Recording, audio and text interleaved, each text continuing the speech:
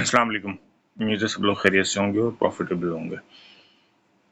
Gold का weekly analyse कर लेते हैं। ठीक है, इस वीक में जो है वो एक तो एफओएमसी है, तो उस हवाले से भी थोड़ा डिस्कस कर लेते हैं कि एफओएमसी में जो मेरा आइडिया है, हर किसी का अपना आइडिया होता है। देखिए, इस मार्केट में 100% तो कोई भी प्रिडिक्ट नहीं कर सकता कि मार्केट यहाँ जाएगी और वहाँ जाएगी और फला जाएगी।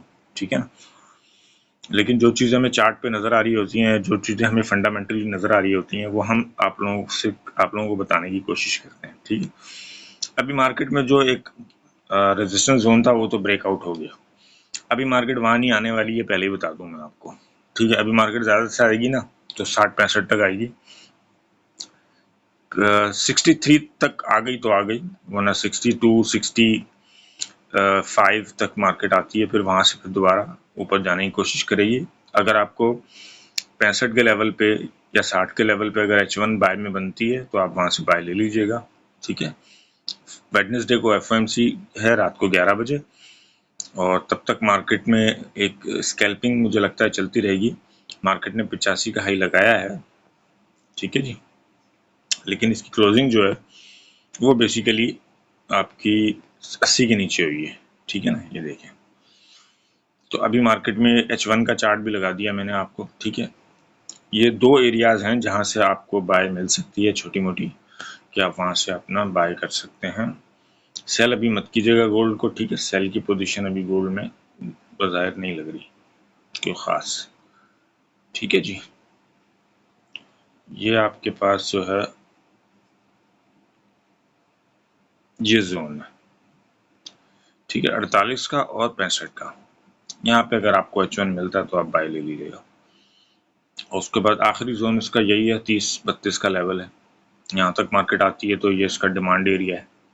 ठीक है, ये यहाँ पे एफजी पड़ा हुआ है और ये इसकी डिमांड है और ये इसकी डिमांड है। ठीक है जी, तो एफएमसी में मार्केट एक हाई लगा के और ड्रॉप भी हो सकती है, डिपेंड करता है कि इंटरेस्ट रेट कितना कम हुआ है।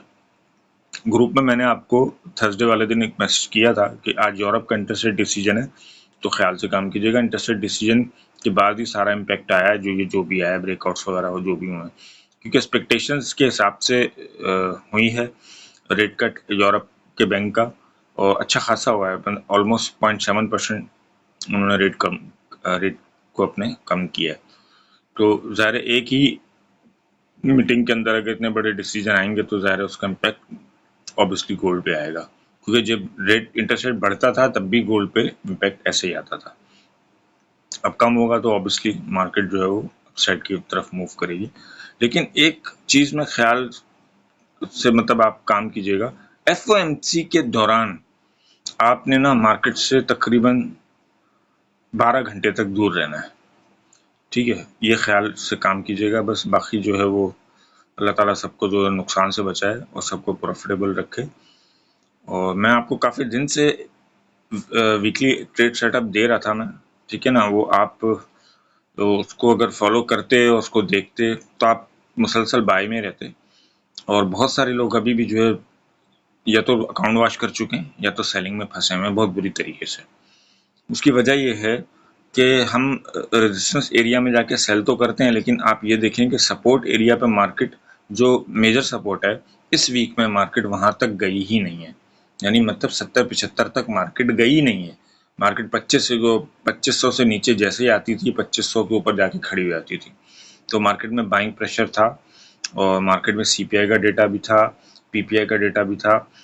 तो पीपीआई सीपीआई के डेटा पे तो कोई खास इम्पैक्ट नहीं आया मार्केट में, लेकिन यूरोप का इंटरेस्ट रेट डिसीजन था तो उस पर मार्केट में इम्पैक्ट आया है। तो जितने भी कंट्रीज के, कनाडा और आपका ब्रिटेन का या आपका यूरोप का या अमेरिका का इंटरेस्ट रेट डिसीजन आएगा तो वहाँ पे आपने बहुत ख्याल से काम करना है। ठीक है, तो ये मेरे हिसाब से ट्रेड सेटअप है, ये आप लोगों के सामने मैंने सब लगा दिया है। बाकी और देखें, हम लोग बॉट यूज़ करते हैं ना, तो हम लोग बॉट में भी जो है बहुत ख्याल से काम करते हैं। और मैं आप जब किसी चीज़ को हम देखते हैं ना कि यार यहाँ पे पोजीशन थोड़ी सी गड़बड़ हो सकती है, तो वहाँ पे हम भी बॉट को बंद कर दें। स्पेशली मैंने अपने बॉट की जो टाइमिंग्स रखी हुई है वो मेरी यूएस सेशन से पहले पहले की टाइमिंग है। मैं यूएस सेशन में बॉट को चलाता ही नहीं हूँ, चाहे मैं कितना भी फ़ायदे में हूँ। $10 भी मिल जाए मुझे, $20 मिल जाए, 30 मिल जाए, जितना ही मिल जाए मुझे, मैं यूएस सेशन के अंदर बॉट को नहीं चलाता, स्पेशली न्यूज़ वाले दिन तो बिल्कुल भी नहीं चलाता। तो अगर किसी को बॉट पे काम करना है और उसके हवाले से इंफॉर्मेशन चाहिए तो मेरा नंबर स्क्रीन पे आ रहा होगा, और ना बायो में मेरी लिंक में भी मेरा नंबर है, तो मुझसे कांटेक्ट कर लीजिएगा। बाकी ट्रेड सेटअप जो है वो एक अच्छा 65 है, बाइंग जोन 48 है, उसके बाद फिर 30-32 का एरिया अच्छा डिमांड एरिया है। ठीक है, तो इंशाल्लाह फिर मिलेंगे नेक्स्ट वीक में, तब तक के लिए अल्लाह हाफिज़।